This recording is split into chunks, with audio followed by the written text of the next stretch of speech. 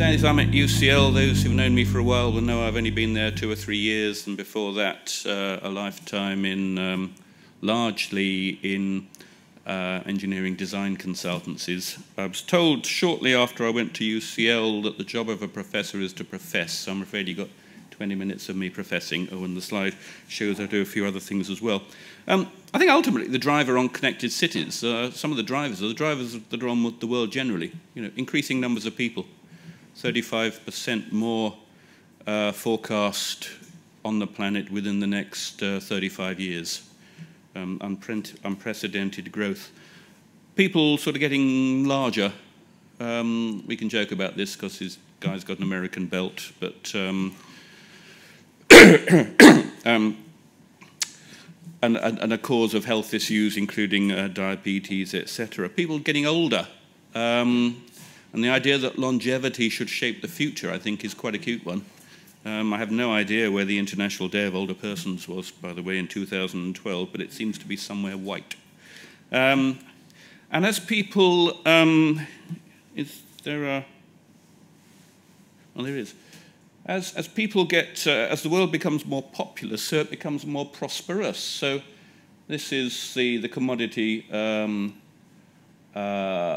index for 22 commodities, including oil, steel, and gas, going up and up. You won't be able to see this on the slides, but I'll just point it out that as people become more populous and prosperous, so diets are changing. This slide is from a few years ago. I sort of apologize for that.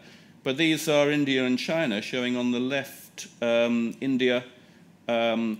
The sort of beigey color is vegetable-based, and the red is meat content. And in China, more markedly, going from vegetables to meat, with, of course, knock-on impacts on land use, on water use, etc. And people are becoming more desirous of things elsewhere in the West. So in 2005, China had 19 million cars on a per capita basis. Had it the same car population as the USA, it would get up to 590 million, and it's getting there. Right? So big changes.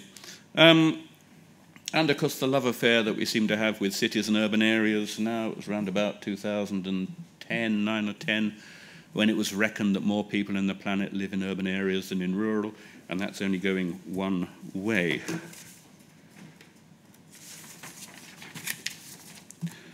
But what sort of cities are people living in? Well, they're not all in cities like London or New York. I'll come to New York in a while because that's not as good as it might be. But they tend to be increasingly cities of haves and have-nots, and very markedly at times. It's not a photo montage. It's Sao Paulo. Someone did some work a few years ago looking at cities above 10 million people, and in 2007 there were reckoned to be 19 of them, rising to 26 by 2025. None of them have got any smaller. Some have changed their place in the pecking order, if it's a good pecking order to be in. London may well creep into the 10 million 2025 to 2030. We're likely to have a million more people within 10 years, almost unstoppable. Whether as a reaction or as a result of increasing population and an increasingly prosperous world, storms seem to be getting bigger. So, you know, whether climate change is or is not anthropogenic doesn't matter. It seems to be happening. More intense storms as an acute aspect, the chronic aspect of gradually increasing temperature and sea level rise. And then, aligned with that, the growth and the growth and the growth of IT and communications. And this is really the practical result of Moore's law. And from what I read and people I hear to, there seems to be nothing in the way of stopping that for at least the next 10 years. This is Artificial Intelligence Week, so I'm told. There's enough of it on the BBC anyway. So we're pretty much up to mouse brain. With an idea on this, that, you know, 2025 or so, we get up to human brain. levels of computing per second.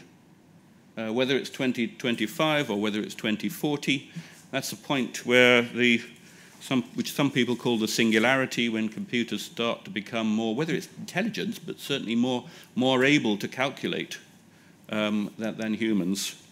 And we may or may not have the spectre of things telling us what to do.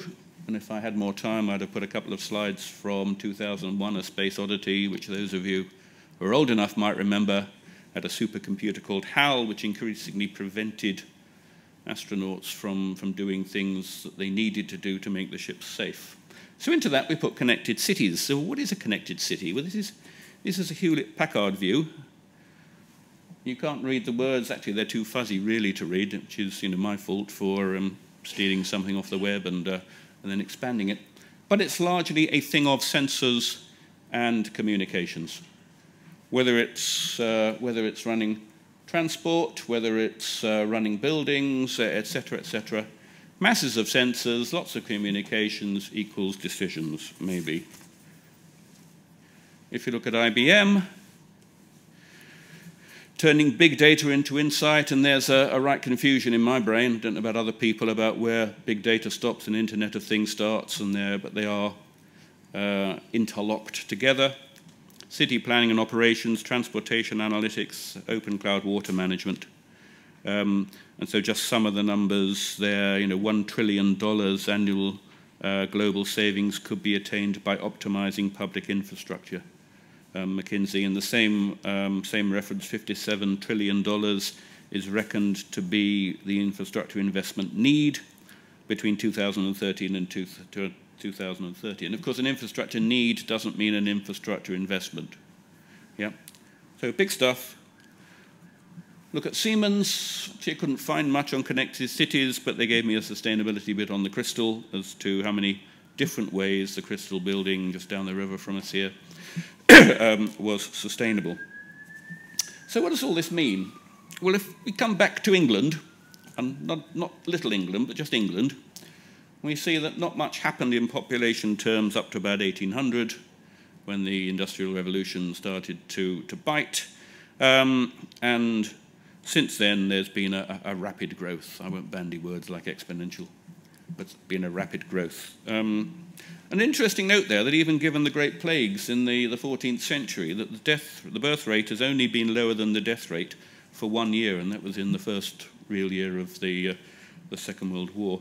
And we look at projections into the future, and the P line, which is the actual and principal projection, sees us going from 50 to 55 million up to 75 to 80 million by 2085. I'm sorry about the different dates on this. It's people won't be consistent and compliant in a date they go to. But there's a hell of a big bandwidth.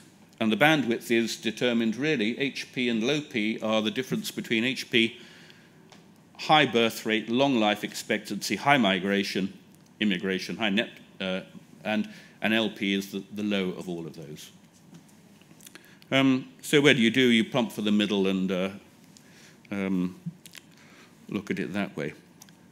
And this is a projection from the ONS, Office of National Statistics, comparing the age demographic, if you like, from 2010 up to 2035. Much shorter timescale, but you'll see here that we are going to relax into old age at the top end, with not much growth at the bottom. So those in work increasingly having to pay for those who've either done no work or maybe never done work, depending on social and economic circumstances. And we get some commentators who say, yeah, lots of people, but can we do anything? Right? Can we find anything? Well, coming back to big data and just introducing the Internet of Things, it's got a multivariate of definitions, not a single definition, but generally, again, it's about sensors and ICT working together to make decisions. And here we just have a number of possible areas. vehicle asset, person, pet monitoring and controlling. Person controlling, that sounds a bit sort of big brotherish. Agriculture, automation, energy. I won't go through them all, but applications to almost any sort of sphere. And then some numbers, that various forecast numbers. This seems typical of them. By 2020, so only 5 years hence, 4 billion connected people. That's about 50% of the planet. $4 trillion revenue dollars coming from that. 25 plus million apps. 25 plus billion embedded and intelligent systems, 50 trillion gigabytes of data. I was saying to Martin earlier, I think most of that is on my wife's laptop, which is why she can't turn it on and off these days. But some questions there. When does it all become too personal? Are we comfortable with Google knowing where we are 24/7? Are we comfortable with Apple knowing what our heart's doing 24/7? Because if we're not, we need to start, society needs to start taking a different track. And together with all that, of course, not everyone has good in their heart, and an increasing need to protect in cyberspace. And some real issues here with BIM going forwards, with what's good in sharing stuff. There's good sharing and there's bad sharing. It's good for project teams to share within, but if you start sharing unwittingly with people who are bad in their hearts, then that's wrong. And we're still trying to go from the left-hand side on this to the right-hand side. And this is a figure that I've been showing, okay, not necessarily with Building Smart on it, but maybe for 25 years now. And we're beginning to understand how information flows within industries and sectors. Now, one of these is construction. Would anyone like to guess which one it is? No one? You're right. You're right. And big questions starting to open up about, should construction become similar to other types of industries in their communications and processes? Or actually, does it work? Because we're a diverse group of people who are brought together for projects, in which case, should our software and processes really start to take account of the fact of the way we work rather than the other way around? Well, what do we mean by what are the various areas in a city? The Centre for Protection of National Infrastructure, the spooks who are just down the river from us, a bit up the river, put national infrastructure into 9 sectors. Most of which are the stuff of cities. They don't have education in there, and I guess that if the world is turning against you rapidly, then education is one of the things that will, you don't need education to get you from Friday to Monday. You do need finance, you do need health, you do need transport, maybe even a bit of government, or certainly governance. I mentioned New York earlier, and storms are getting bigger, more intense. This is Hurricane Sandy 3 years ago, very end of October. So almost 3 years ago exactly. Just some of the aftermath. I mean, is that part of a land or a marine community, right? Big disruption to housing and people's lives. Some really quite dramatic photos, but also big intrusions on infrastructure as well. This is the Battery Tunnel. It's a road tunnel. Well, it was. That's the subway network, or part of it, right? And, boy, do the New Yorkers love their cabs, right? And yet, despite that, the Battery Tunnel was back in operation within about 3 or 4 days. The subways, 80% of the subway network, I don't suppose that bit, 80% of the subway network was back in 7 days. And so if we're looking at resilience, well, what do we mean? Do we mean non-disruptive, or do we mean can take a disruption and be brought back into operation reasonably quickly? And if you got long memories or were interested in this sort of thing, you might remember that the New York Stock Exchange was closed for just 2 days, right? Elsewhere in the world, things just flood. I mean, this is Bangkok last year. Not necessarily through intense storms, but just a lot of rain. Quite a lot of people lost their lives in this flood. The primary cause was electrocution. There's a lack of systems thinking within the city that those who were running the electricity distribution networks didn't think or were not told to turn them off. And water and live cables and people don't tend to mix too well. So where are we in the UK? Well, we've got the government mandate on Bim Level 2, which will come to a fruition. I expect that the evidence will show that it has by end of March next year. We have a strategy for Bim Level 3, which Mark Bew and I and one or two colleagues worked up together, which was handed to BIS last July, which was very soft launched in February this year, and which currently you can get from the Digital Built Britain site.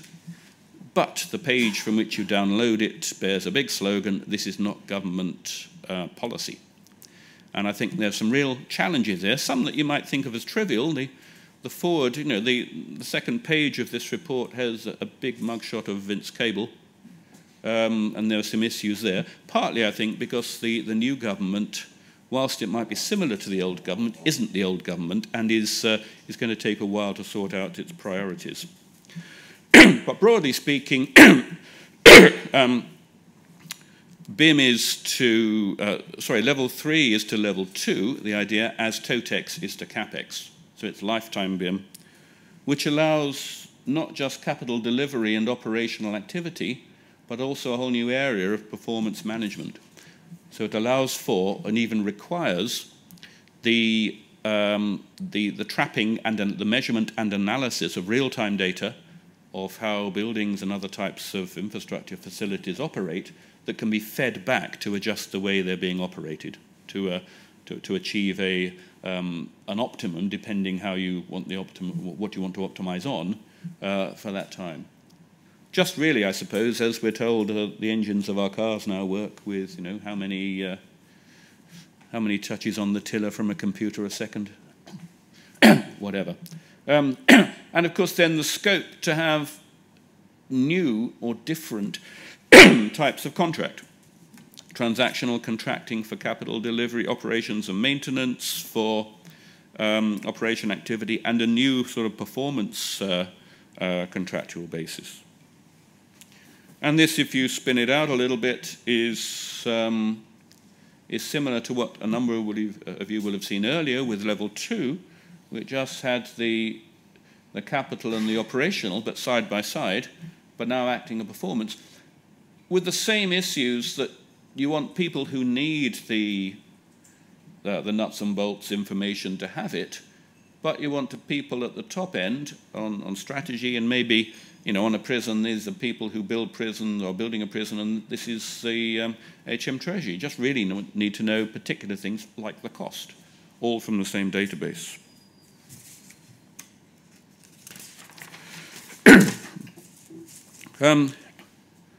We're also starting to think about how we might link space planning with BIM. Tim Stoner, he'll correct me because he's speaking the one after me. So starting to think about how to link space syntax, which is really the study and the use, the looking at of voids and spaces, and how people work and react with voids and spaces, with BIM, which is about solids and tangibles, how they might be brought together. And here's just a very initial schematic about using space syntax for assessment of layout, and then we're moving on to BIM for design, construction, operation, etc. Right, I'm going to focus the last few slides on transport, on road transport, just to illustrate some of the things that may be coming up with connected cities. Question, is this two cities connected, or is it one city and inter-city? Let's not go there. But, you know, I'd have given good money not to have taken that photo. Right, that's a road in India. This is real traffic. Okay, we can look at the UK, we can look at around the world. This is real traffic. There are lots of studies, and we're working them up on how autonomous vehicles might work semi-autonomously, either in road fleets or with a combination of in-vehicle sensors and roadside beacons, just to include that, with everything going in a nice, controlled, friendly fashion. And of course, this is what Google is working on and working up. Not alone, and the government is pouring quite a lot of money into trials of types of autonomous vehicle systems and processes in Milton Keynes through the transport systems catapult. Problem is, that's what we have at the moment. You know? And some city streets, an intermingling of different types of vehicles and a lot of people, of lots and lots of vehicles wanting to go in the same direction twice a day, but different directions. Yeah? People like their freedom. Right? Not everyone keeps to the rules, right? So this is 2012. An article reckoning there were 2 million uninsured vehicles on the roads. Well, 2 million is 5%. Don't know. It's a number of percent. It's enough to get in the way of people who want to keep or who believe they should keep to rules, etc. And people like to pimp their cars. And if they can pimp them in that way, they can probably chip them in other ways as well. And the issue here seems to be similar to the debate we've had on and off over the last decade on road pricing. Technically, it is quite possible. We've got automatic number plate recognition. You can link that to when and where people are driving, and you can make them pay as a result. Same as we do with London congestion charging and with some toll bridges. At the moment, it's political suicide. Technically possible political suicide. That's why we don't have road pricing largely. If you look at how we're using IT in our cars at the moment, most people would think, well, it's through sat-navs. This isn't a plug for TomTom, by the way. It's just an easy picture. And what do we find there? We find people being led on by their IT help.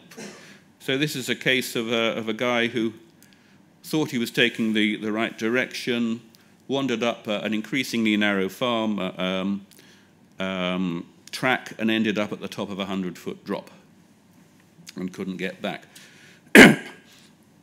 This is what you get when HGV drivers believe their instruments at the moment. Okay, instruments need developing, but this is our response. This was a young lady who followed her sat-nav and ventured on to the Croydon tram lines at about 7:30 on a weekday morning in December 2013. Right? And okay, that's a made-up one. But, you know, we're beginning to see road signs, fixed road signs to compensate that. Walk on ferry only, sat-nav error. Long vehicles prohibited, do not follow sat-nav. Now, I don't know whether the sign, the handwritten sign, came first and wasn't taken away, or whether the yellow sign itself wasn't seen to be sufficient. No wide vehicles, do not follow sat-nav, very narrow road, unsuitable for long vehicles. So, some final comments on this. I think we know that technology is increasingly powerful. It can almost do whatever we want to do, and maybe in 20 years' time we'll be doing whatever technology wants us to do. Right? We know that we need different types of processes. You just can't substitute one technology for another without looking at new processes or ways of working. But above all, we know from good experience that if the public don't buy in and accept it, you probably better not start. So what I don't see at the moment on things in connected cities, certainly with autonomous vehicles and elsewhere, I see a lot of technology push and then an attempt to sell that to the public. I don't see it the other way around, or even a sort of a mixed approach. My final thought, since this is Artificial Intelligence Week, some of you will have found on the BBC website a little quiz or app which will tell you how likely over the next 20 years your job is to be taken over by a robot. That's what they do. So I did some checking yesterday, and I can tell you that if you're an architect or an engineer, you've only got a 2% likelihood of having your job taken away. However, if you're an estimator, it's 75%. And they don't tell you that at school. Thank you.